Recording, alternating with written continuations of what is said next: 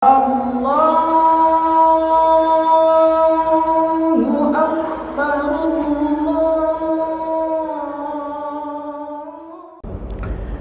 Alhamdulillahil wahidil ahad alladzi lam yalid wa lam yulad wa lam yakul lahu kufuwan ahad. Ahmaduhu subhanahu wa ta'ala wa ashkuruhu ala ni'amihi. Allahumma fasalli wa sallim wa barik wa karrim ala sayyidina Muhammadin wa ala alihi wa ashabihi wa atba'ihi wa ummatihi ajma'in, amma ba'd. Faqad qala ta'ala fi kitabihil karim wa huwa asdaqul qailin. A'udzu billahi as-sami'il 'alim minasy syaithanir rajim. أفحسبتم أنما خلقناكم عبثا وأنكم إلينا لا ترجعون فتعالى الله الملك الحق لا إله إلا هو رب العرش الكريم. وقال النبي صلى الله عليه وآله وسلم الإسلام نظيف فتنظفوا فإنه لا يدخل الجنة إلا النظيف. Sadaqallahul aliyyul azim, sadaqa rasuluhun nabiyyul habibul karim, wa nahnu ala dhalika minasyahidina wasyakirina walhamdulillahi rabbil alamin.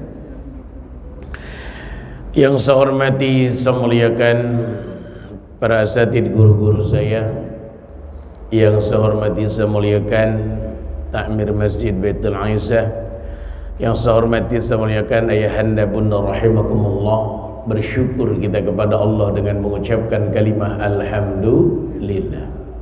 Allah berikan kita kesehatan, Allah berikan kita kekuatan, Allah berikan kita keinginan, Allah berikan kita iman dan Islam, sehingga dengan nikmat-nikmat Allah itulah kita semua pagi hari ini bisa hadir di masjid dalam rangka menunaikan kewajiban yang Allah wajibkan kepada kita, yaitu solat subuh berjamaah. Mudah-mudahan amal-amal ibadah yang kita lakukan ini diterima oleh Allah subhanahu wa ta'ala. Rahmat teriring salam semoga Allah curahkan, semoga Allah limpahkan selalu kepada Nabi kita, Rasul kita, itu baginda Rasul Muhammad sallallahu alaihi wasallam. Sallallahu ala Muhammad sallallahu alaihi wasallam. Sallallahu ala Muhammad sallallahu alaihi wasallam. Sallallahu ala Muhammad sallallahu alaihi wasallam. Sallallahu ala Muhammad sallallahu alaihi wasallam. Allahumma salli wa sallim wa barik alaihi. Ayahanda bunda rahimakumullah, kita lanjutkan kajian kitab Mukhtasar Hadis di halaman 27. Al-Islamu nadhifun. Kata baginda Nabi, al-Islamu nadhifun. Kalau nggak salah bagian itu, apa bagian mana?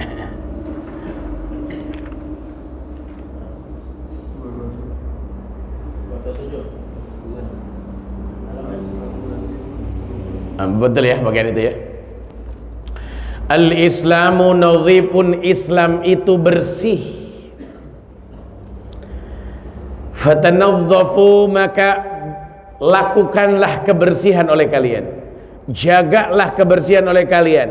Fa innahu, karena sesungguhnya, la yadkhulul jannah, tidak akan masuk ke dalam surga illa nadhif, kecuali orang-orang yang bersih.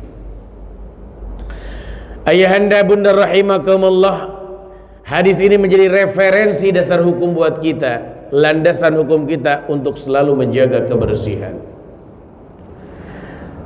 Iman itu punya cabangnya ada 40. Cabang iman yang pertama adalah jaga kebersihan badan, kebersihan pakaian, kebersihan tempat, kebersihan hadas, kebersihan najis. Nih kewajiban kita. Makanya paling gampang dilihat, kalau dia bersih berarti Islamnya baik. Kalau kiai saya bilang kalau toiletnya bersih berarti Islamnya baik. Kenapa? Karena ukurannya Islam itu, mohon maaf lahir batin, cinta dengan kebersihan, menganjurkan kebersihan, mengajak dengan kebersihan.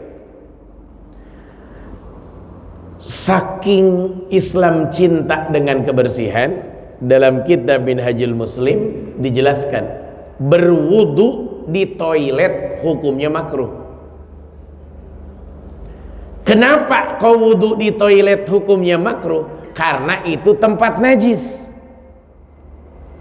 Kita buang air kecil di situ, kita buang air besar di situ, sesuci-sucinya, mohon maaf lahir batin, tidak seperti sucinya tempat wudu biasa.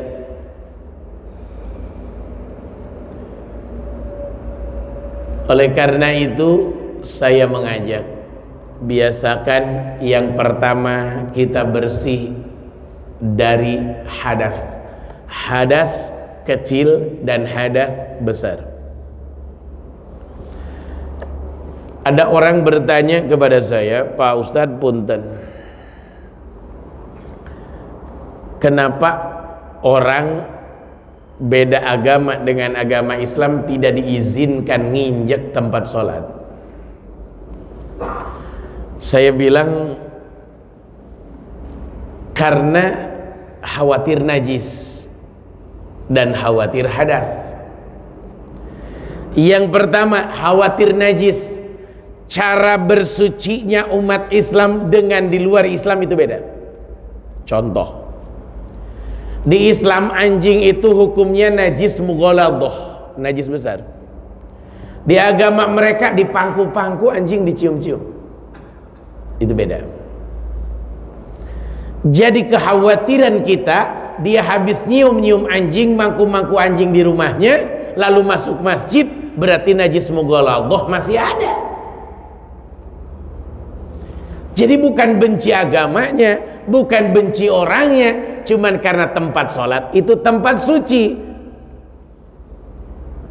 Makanya kan yang paling berat takmir masjid semuanya, termasuk saya sebagai ketua DKM. Itu yang paling berat, itu menjamin kesucian masjid, karena itu target utama dari sebuah masjid. Orang yang datang ke masjid kita itu yakin masjidnya suci. Makanya betul-betul nomor satu yang harus dijaga adalah kebersihan masjid.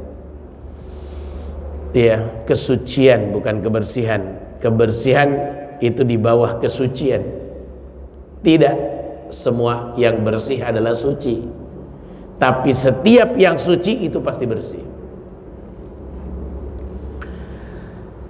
Itu ya jawabannya. Jadi kalau ada orang bertanya kenapa di luar agama Islam tidak diperkenankan masuk ke tempat sholat, itu jawabannya.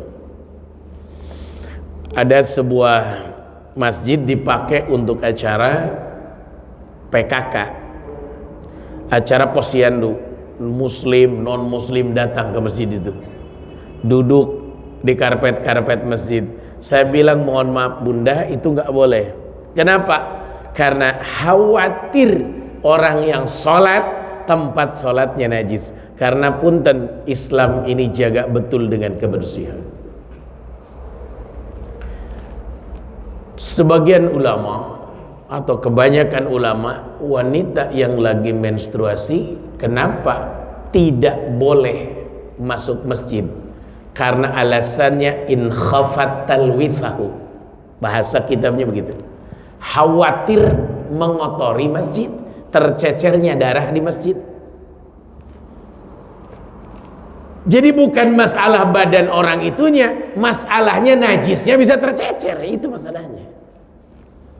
Ya, oleh karena itu saking cintanya dengan kebersihan, sampai mau sholat punya hadas besar wajib mandi besar. Mandi besarnya juga diajarkan cara yang benarnya. Sudah mandi besar, tetap mau sholat harus wudu dulu. Sudah wudu tetap dicek dulu pakaiannya terkena najis apa tidak. Kenapa Islam melarang betul kencing sambil berdiri? Karena khawatir najis tidak terjaga kecipratannya. Ada seorang ulama di Indonesia mengatakan, kalau masjid menyiapkan tempat kencing berdiri, DKM-nya berdosa. Sampai begitu, DKM-nya berdosa. Makanya alhamdulillah di kita mah disiapkan kamar kecil, bukan tempat air kecil, tapi kamar kecil. Setelah masuk ke dalam kamar, terserah itu urusan dirinya, mau berdiri atau mau jongkok. Kalau jongkok berarti ngikutin sunnah Nabi, kalau berdiri berarti dia tidak ngikutin sunnah Nabi. Udah gitu aja. Itu ya, kita siapkan fasilitasnya.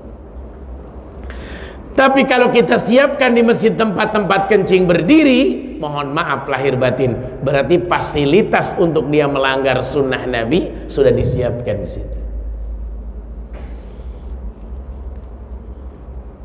Ada lagi kasus dari toilet ke tempat wudhu di masjid pakai bak air, keinjak airnya.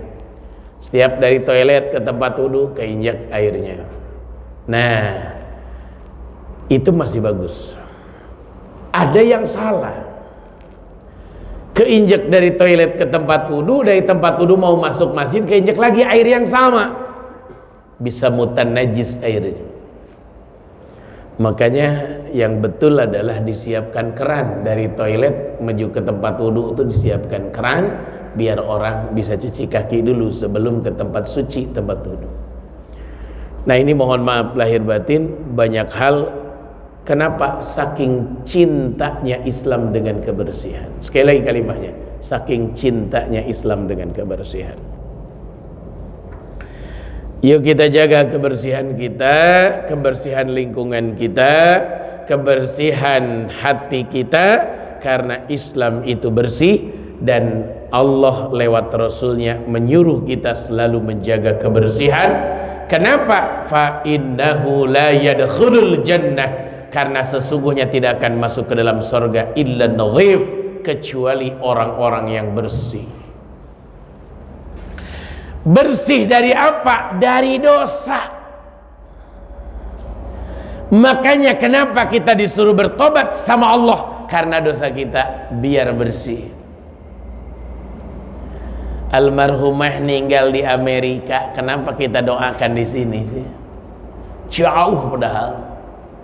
Karena punten mohon maaf lahir batin, hanya itu yang kita bisa bantu ketika orang yang meninggal jauh dari kita. Hanya itu. Apa? Doa. Biar apa? Karena dengan doa makin banyak yang mendoakan, biar dosa-dosanya bersih. Jadi masalah tahlilan atau bukan tahlilan itu nomor sekian. Yang penting doanya biar orang yang meninggal dunia dosanya bersih. Cuman adat istiadat di Indonesia dicontohkan dari zaman dulu melalui proses zikir, doa, istighfar bersama yang diniatkan memohon mendoakan almarhum atau almarhumah. Jadi walaupun meninggalnya di Amerika, tetap bisa kita lakukan beberapa hal. Yang pertama adalah doa, yang utama adalah sholat gaib, itu ya, sholat jenazahnya tidak kelihatan. Nah ini mohon maaf lahir batin begitu dahsyat, begitu luar biasa Islam. Jadi soponing wong, siapa saja yang pengen masuk surga, bersihkan pakaiannya, bersihkan tempat sholatnya, bersihkan badannya, lalu sempurnakan kesuciannya. Dan bukan hanya sampai di situ, sucikan jiwa raga kita dari dosa per dosa. Insyaallah sebanyak apapun dosa yang kita punya, selama kita bertaubat kepada Allah, maka dosa kita akan diampunkan sama Allah. At-taibu minadz dzambi kama la dzambala. Orang yang bertaubat dari dosa, maka bagaikan dia tidak punya dosa. Astaghfirullah Rabbal baraya astaghfirullah minal khataya astaghfirullah Rabbal baraya astaghfirullah minal khataya astaghfirullah Rabbal baraya astaghfirullah minal khataya. Hadis selanjutnya, al-akbaru minal ikhwah bimanzilatil ab. Kata baginda Nabi, al-akbaru, saudara yang paling besar, minal ikhwah, dari keluarga, dari saudara-saudara, itu bimanzilatil ab, derajatnya sederajat dengan ayah. Ada seorang ayah meninggal dunia, dia punya anak laki-laki, punya anak perempuan. Nah lihat, siapakah yang paling besar? Itu menjadi derajatnya seperti ayah. Ketika ayahnya meninggal, anak perempuannya mau nikah, maka walinya adalah anak laki-laki yang terbesar. Itu ya, jadi begitu. Al-akbaru minal ikhwah. Mohon maaf, oleh karena itu ayahanda, bunda rahimakumullah, kalau kita menjadi anak pertama, disitulah tanggung jawab kita, mempertanggungjawabkan keluarga kita selepas ayah kita meninggal dunia. Tanggung jawab semuanya, tanggung jawab segalanya, jatuh turun dari seorang ayah ke anak di situ. Makanya urutan wali nikah, ketika ayahnya sudah wafat, maka yang paling berhak menikahkan itu ke anak laki-laki, saudara dari calon mempelai wanita. Dia yang lebih berhak. Oleh karena itu dahsyat jadi anak yang paling besar, itu dahsyat. Harus lebih dewasa, keilmuannya harus lebih tinggi, kebijaksanaannya harus lebih bijaksana. Kenapa? Sampai ke nafkah pun, cari nafkah pun harus lebih pinter. Karena ketika ayahnya meninggal dunia, beban tanggung jawab jatuh ke anak yang paling besar. Luar biasa ya di situ. Semua anak ketika ditinggal wafat orang tuanya kalang kabut, harta banyak, bisa habis. Cuman terkadang ada masalah. Ketika orang tua meninggal, ayah kita meninggal, terkadang ketika suami meninggal, terkadang yang berkuasa bukan anak yang paling dewasa, tapi istrinya yang berkuasa.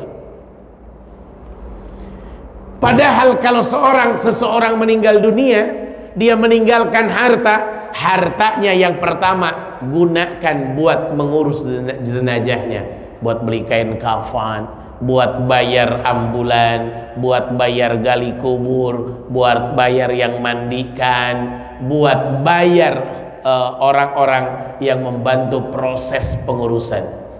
Karena terkadang perlu dibayar, yang gali kubur kan perlu dibayar, ambulan pinjam harus dibayar. Nah itu yang pertama. Untuk itu yang nyolatin ustadz bayar apa jangan? Jangan, yang nyolatin, masa nyolatin dibayar. Ustadz yang baca yasin bayar, jangan masa baca yasin dibayar.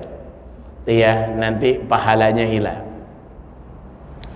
Setelah itu urutan yang kedua, ketika mayat meninggalkan harta, untuk melunasi hutang-hutang mayit.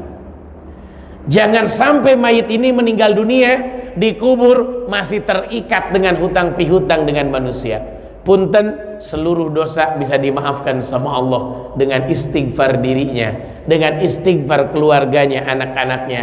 Tapi punten, kecuali hutang tidak bisa lunas gara-gara dengan istighfar, dengan gara-gara didoakan tidak bisa lunas. Makanya bayar. Ayahanda yang punya hutang tolong dicatat, tempel di pintu kamar. Hutang kita sama siapa saja. Jadi ketika kita meninggal dunia, anak istri udah siap. Ini yang harus saya laksanakan.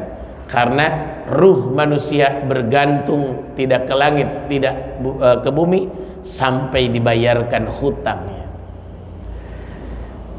Bapak Ibu apabila almarhum selama hidupnya pernah punya hutang, nah itu suka ditanya begitu, bukan apa-apa, karena mohon maaf hutang itu menggantung, menghalangi diterima ruhnya oleh Allah Subhanahu wa Ta'ala. Mayat meninggalkan harta, urutan ketiganya adalah gunakan untuk membayar wasiat mayit. Dulu ketika hidup dia wasiatnya apa? Ini paling berat nih ngelaksanain wasiat, bukan main-main. Kalau saya meninggal dunia, ada yang begini bicaranya. Kalau saya meninggal dunia, maka rumah yang saya tempatin saya akan jadikan masjid. Saya akan jadikan masjid.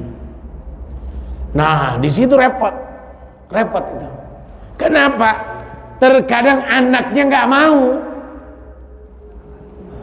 Ada yang lebih parah, barang yang udah diwakafkan aja sama orang tuanya ketika hidup, bapaknya meninggal diambil lagi sama anaknya. Ini yang terjadi dekat-dekat tempat ini. Nah ini mohon maaf lahir batin, jangan sampai itu udah ngalir pahalanya, tuh ya. Makanya punten, dalam Kementerian Agama kita itu ada PPAIW, tuh ya, ada PPAIW ya, pejabat pembuat akta ikrar wakaf, tuh ya, ada wakif, ada nazir. Nah disitulah tanda tangan, ada bukti wakafnya. Makanya kenapa kalau nggak begitu bahaya, satu saat kalau nggak ada suratnya itu diambil lagi sama anak cucunya. Udah diwakafkan buat sekolahan, itu sekolahan dirobohin sama ini, diambil lagi. Nah ini mohon maaf lahir batin, padahal itu tanggung jawab anak yang paling besar, memanage. Nih ayahnya mau diurusnya model bagaimana, nih ayahnya mau diapain setelah wafat, nih ayahnya mau didoakan seperti apa, nih ayahnya mau dikuburkan di mana. Anak yang paling besar bertanggung jawab, sampai kalau bisa jadi imam sholat buat ayahnya, buat ibunya yang sudah meninggal dunia, adalah anak yang paling besar. Jangan lebih kacau daripada anak yang kecil. Terkadang ada yang lebih kacau daripada anak yang kecil, itu anak yang besar. Mentang-mentang besar dikuasai semuanya. Mohon maaf lahir batin, orang yang ngambil harta warisan dengan tidak sesuai syariat agama Allah, tinggal tunggu saja kehancurannya. Itu ya, harta warisan itu harta pusaka. Harta pusaka itu harta serem. Kalau salah mengambilnya, siap-siap Allah juga cepat menghancurkannya. Jadi saya titip ayahanda sekalian, bunda sekalian, hati-hati dengan harta warisan. Rumuskan, dipimpin oleh anak yang paling tua, mau diapakan ini, itu ya, seperti itu. Yang selanjutnya, al-amanatu tajlibur rizqa wal khiyanatu tajlibul faqra. Hadis diriwayatkan oleh Imam Dailami, al-amanatu, amanah itu tajlibur rizqa, menarik rizki dari Allah. Siapa yang pengen banyak rizkinya, amanah, jadi pegawai amanah, jadi pedagang amanah, jadi pemimpin yang amanah, maka insya Allah rizki akan berkah. Tapi sebaliknya, wal khiyanatu tajlibul faqra, khianat itu menarik kefakiran. Siapa yang hobi khianati teman, khianati amanah dari Allah, khianati keluarga, khianati kepercayaan apapun, maka siap-siap akan menimbulkan kefakiran. Contoh yang korupsi. Orang korupsi itu kan orang khianat. Untung korupsi itu ya sesaat, tapi setelah ketahuannya, terkadang harta yang asli pun ketarik semuanya. Itulah orang yang khianat. Oleh karena itu, tanamkan ini di diri kita dan keluarga kita. Dimanapun kita harus amanah. Dan yang menonton amanah kita adalah Allah. Yang mengawasi amanah kita adalah Allah dan manusia. Kalau manusia bisa salah memandang, tapi Allah tidak akan salah memandang. Kata manusia, ini orangnya amanah, belum tentu menurut Allah. Orang sedekah itu sulit, yang paling sulit orang yang memegang uang sedekah. Orang yang infak itu susah, tapi maaf, orang yang menerima amanah infak itu lebih susah. Jadi oleh karena itu hati-hati dalam memegang amanah. Amanah itu akan menarik rizki. Siapa yang diberikan amanah lalu dijaga amanah itu, insya Allah rizkinya akan barakah. Tapi mohon maaf lahir batin, apapun amanah yang Allah titipkan kepada kita lalu kita khianat dengan amanah itu, mohon maaf, maka kefakiran siap menghancurkan kita. Jaga amanah, maka insya Allah akan selamat dunia akhirat. Karena setiap perilaku manusia, setiap apapun yang kita diamanahkan sama siapapun, akan dimintai pertanggungjawaban di hadapan Allah Subhanahu wa ta'ala. Masya Allah. Hadis yang keempat, umirtu an uqatilan nas, umirtu aku diperintahkan an uqatilan nas, untuk memerangi orang-orang. Kata Nabi, aku diperintahkan untuk memerangi orang-orang hatta yashhadu an la ilaha illallah, sampai mereka bersaksi bahwa tiada Tuhan selain Allah, wa anna Muhammadar Rasulullah, sampai mereka bersaksi bahwa Nabi Muhammad adalah utusan Allah. Satu yang nggak boleh diperangi adalah orang yang sudah bersyahadat, nggak boleh diperangi. Makanya kita dengan tetangga jangan bermusuhan, sama-sama beragama Islam. Di zaman Nabi aja orang yang sudah Islam tidak boleh kita sakitin, tidak boleh kita perangin, tidak boleh kita zalimin. Wa yuqimus shalah, yang kedua,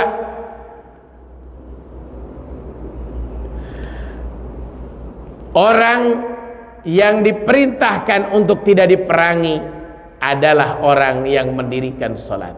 Jadi kalau udah mendirikan sholat aman. Makanya maaf, yang membedakan antara dia dengan orang kafir adalah sholat. Kalau dia sholat beriman, kalau dia tidak sholat kafir. Udah patokannya itu. Makanya punten ayahanda bunda rahimakumullah, dimanapun kita berada, dalam kondisi apapun, jangan pernah meninggalkan sholat. Sampaikan bahasa ini kepada anak cucu kita. Insya Allah kalau kita menjaga sholat. Tapi anak kita, ya Allah tabarakallah, cucu kita kalau sudah main jauh dari orang tuanya, nggak kepantau, sudah lupa dengan sholat. Dalam Quran dikatakan fakhallafa min ba'dihim khalfun adaa'u shalah wa taba'u syahawah. Di akhir zaman akan banyak orang-orang yang menyepelekan salat, lebih hobi mengikuti hawa nafsunya. Di mall kedengaran suara azan maghrib, mending kalau kedengaran, terkadang nggak kedengaran. Nggak sholat, bablas sampai isya, bablas isya sampai subuh. Nonton bola, Pak, itu nonton bola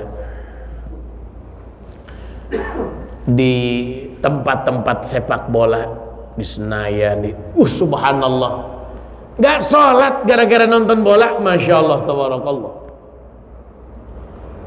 Nonton konser musik kagak sholat. Bayangin aja, di akhir zaman itu malah ada yang lebih parah, rapat ninggalin sholat. Itu kan luar biasa, tega banget. Padahal ketika Nabi ditanya apakah amal yang paling utama, sholat, tepat di awal waktunya. Oleh karena itu saya mengajak buat saya sendiri, buat kita semua, kalau kita lagi mimpin rapat, tiba waktunya sholat, langsung saja, Bapak Ibu mari kita sholat dulu, nanti kita lanjutkan. Pahalanya gedenya luar biasa. Sebagai pimpinan rapat mengajak orang sholat dulu, berjamaah dulu sholat, lalu kita lanjutkan nanti rapat. Nah terkadang kalah, tanggung ntar sebentar lagi. Ini ngeri di mana-mana ini. di mana-mana, di kantor-kantor, di mana-mana pasti sholat itu dianggap enteng. Padahal siapa yang mengutamakan sholat di awal waktu dan tepat waktu, insya Allah Allah akan mengutamakan kita. Nggak ada gelar haji, nggak ada gelar orang Islam kalau udah namanya sholat tidak tepat waktunya. Yuk kita tepatin, paksain.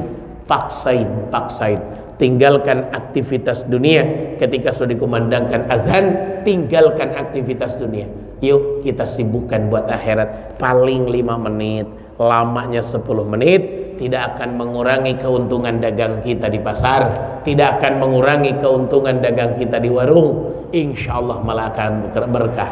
Mari kita bercermin di Mekah itu ya, di Madinah itu. Kalau sudah azan, toko ditinggal begitu aja, ditutup juga enggak.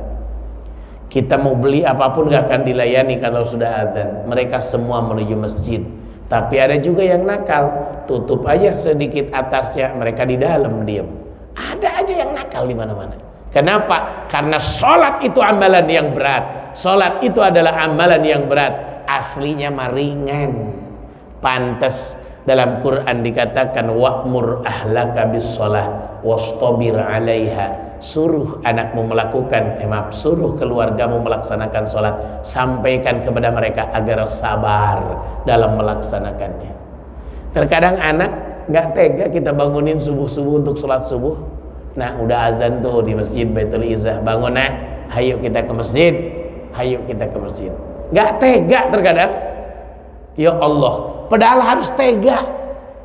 Harus tega. Kenapa? Biar biasa. Karena dalam istilah tata bahasa Arab, man sab'a ala syai'in sab'a alaih. Siapa yang membiasakan satu kebiasaan akan biasa. Siapa yang dari kecil biasa sholat tepat waktu, maka akan sholat. Tapi kalau dari kecil dibiarkan tidak melaksanakan sholat, mohon maaf lahir batin, sampai kapanpun akan sulit melaksanakan sholat. Makanya mohon maaf, biasakan. Wa yu'tuz zakah, yang tidak diperangi oleh baginda Nabi, wa yu'tuz zakah, orang yang mengeluarkan zakat. Kalau kita lihat dalam kitab Minhajul Muslim, baginda Nabi itu sampai pengen banget nyuruh orang ngimamin orang di masjid. Lalu baginda Nabi suruh ngumpulin kayu bakar. Lalu baginda Nabi mendatangi rumah-rumah orang yang gak mau sholat untuk dibakar. Saking pengen membakar rumah-rumah mereka. Itu saking pengen tuh ya. Kenapa? Saking pentingnya sholat berjamaah. Nah begitu juga dengan zakat. Zakat harta kita, terutama kalau zakat fitrah mah hampir semua ngelaksanain. Zakat harta dari apa yang kita dapat per bulan, dari apa yang kita dapat per tahun, dari tabungan emas kita, dari tabungan uang kita yang begitu banyak, dari pertanian kita, dari perdagangan kita. Mohon maaf lahir batin, banyak orang yang pelit untuk mengeluarkan zakat.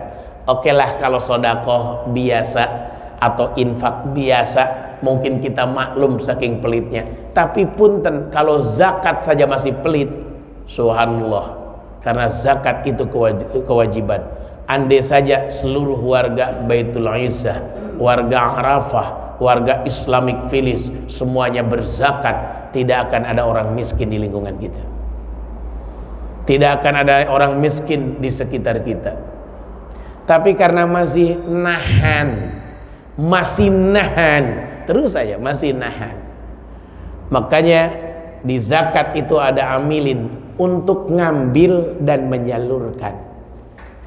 Ngambil dari orang kaya, menyalurkan kepada mustahik zakat. Siapa di antara kita yang fakir? Siapa di antara kita yang miskin? Saya itu menemukan, mohon maaf lahir batin Pak, ini kenapa wajib zakat? Saya kan guru Pak.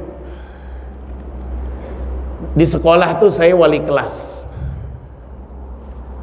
Itu subhanallah ada murid nggak masuk-masuk. Bulan Juli ini udah harusnya masuk, nggak masuk-masuk, bingung. Masuk pertama doang sehari, selanjutnya nggak masuk-masuk. Saya cek kenapa orang tuanya nggak mana, nggak bisa. Ternyata dapat kabar, bukan malas masuk nih anak, sepatunya udah nggak muat di kaki, jebol. Sedangkan uang kagak punya, orang tuanya nggak ada uangnya, jadi nggak punya. Pas datang, masya Allah, diliatin sepatunya ke saya. Allahu Akbar, tabarakallah.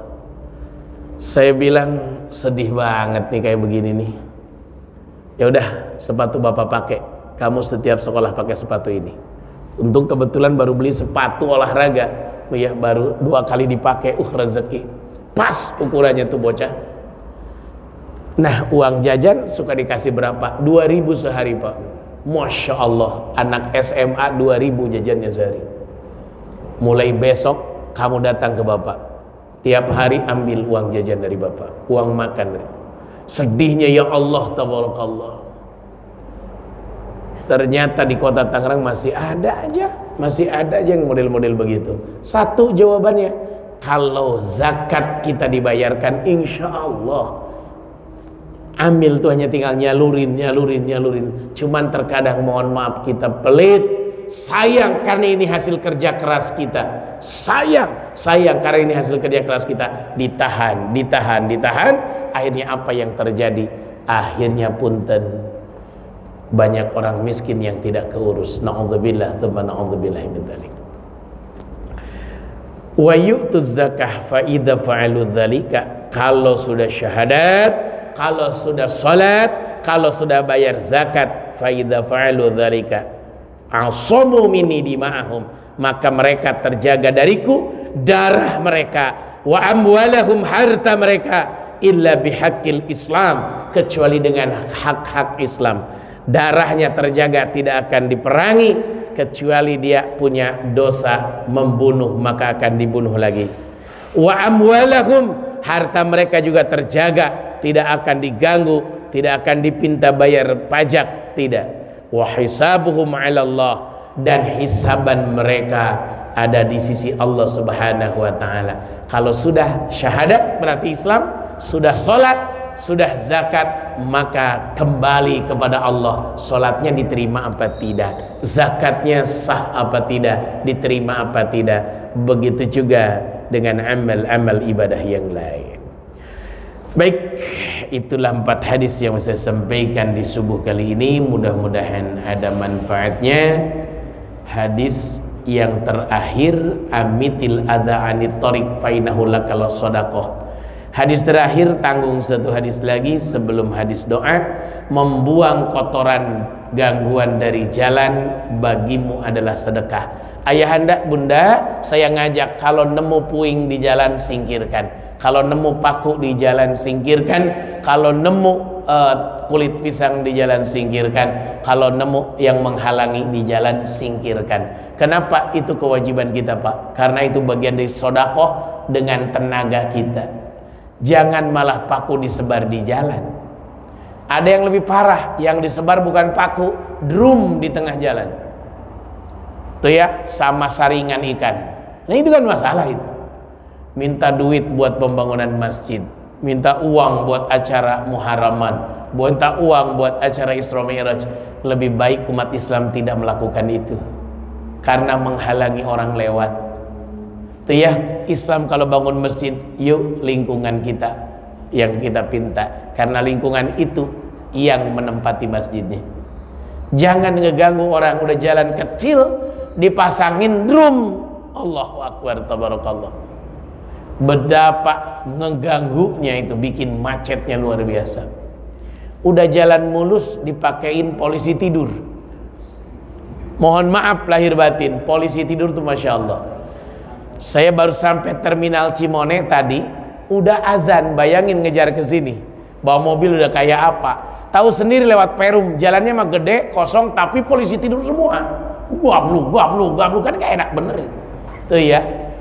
Mohon maaf, polisi tidur yang kita bikin itu maaf membahayakan, maka termasuk menyakiti orang, dosa. Bayangkan kalau orang hamil naik motor kencang, blok. Bayangkan orang yang lagi sakit. Jadi kita bayangkannya itu, jangan ngebayangin diri sendiri doang, jangan. Nah itu banyak yang suka asal-asalan. Dari Nagrak sampai Kukun itu polisi tidur ada 122 polisi tidur. Bayangin aja itu. Aduh, subhanallah, gajluk lagi, dikit lagi gajluk lagi. Itu itu Bapak kalau lewat Bugel dari rumah sakit Anissa sampai belokan Bugel ke Sangiang, itu berapa polisi tidur Pak? Ada 78 polisi tidur. Bayangin aja, blak. Ya Allah ya Rasulullah, hilangkan, malah yang menghalang itu hilangkan di jalan. Kita kalau dagang di trotoar itu mohon maaf, itu mengganggu orang lewat, dosa, bukan main-main. Nah sekarang pasar-pasar dagang tuh sampai ke pinggir jalan, malah terkadang jalan masih dipakai. Bayangin, sama kayak kita bangun rumah sampai ngelewatin got, emang kita beli got? Jadi mohon maaf lahir batin, yuk jangan biarkan tanah yang sedikit, kelakuan kita yang model begitu yang menghambat kita masuk ke dalam surganya Allah, karena mengganggu orang-orang. Tuh begitu. Jadi mohon maaf, ada kotoran saja harus dibuang, apalagi ada drum-drum yang gede. Sekarang tuh musim Pak, musim banget naruh drum di pinggir jalan, seneng bener tuh ya, gangguin orang lewat tuh seneng tuh ya. Lalu minta uang, lemparkan saja petugas kami, lemparkan saja petugas kami. Ya Allahu Akbar, tabarakallah. Aduh, subhanallah. Ada sebuah masjid, bangun masjid pakai uang dari jalan. Sepakat DKM dengan petugas yang di pinggir jalan bahwa 20% itu buat yang bertugas. Sepakat. Akhirnya hari pertama naruh drum di jalan, kaget pengurus DKM. Kenapa? Ternyata dapatnya sekitar 30 juta sehari. Jadi 20%-nya berapa? Itu petugas yang 4 orang langsung ngambil mobil Pak. Sehari dapat hampir 1 juta Pak. Bayangin, langsung ngambil mobil Pak, ngambil motor baru, mobil baru mereka. Nah setelah pusing kan jadi cemburu dong pengurus DKM, penghasilannya gede. Ngundang saya ceramah, minta dibahas tentang itu. Akhirnya saya bahas, maaf Bapak pengurus DKM, emang Bapak ngambil keputusan 20% itu dari mana dasar hukumnya? Ya itu kebijaksanaan kami. Hukum agama itu tidak boleh ada bijaksana, tapi referensinya dari Qur'annya ayat berapa, dari hadisnya nomor hadis berapa, pendapat ulamanya hasil ijtihad siapa, hasil ijma siapa, dari kitab apa. Ya kita sepakat saja, nggak bisa Bapak kalau mungut di pinggir jalan lalu dipakai upah buat yang bertugas, Bapak sudah nipu orang. Bapak teriaknya kan, lemparkan saja kepada petugas kami, pasti infak sedekah bapak-bapak akan jadi amal jariah. Gimana jadi amal jariah? Dipakai nyicil mobil, dipakai nyicil motor, hancurlah Bapak sudah nipu orang. Andai pun itu terpaksa dilakukan, walaupun menurut kesepakatan fatwa MUI tidak boleh kita mengut di pinggir jalan. Menurut negara kita dari zaman Soeharto dulu sudah ada keputusan, boleh Bapak lihat tuh ya, ada, masih tercatat, tidak boleh Pak mengut di pinggir jalan karena mengganggu orang tuh ya.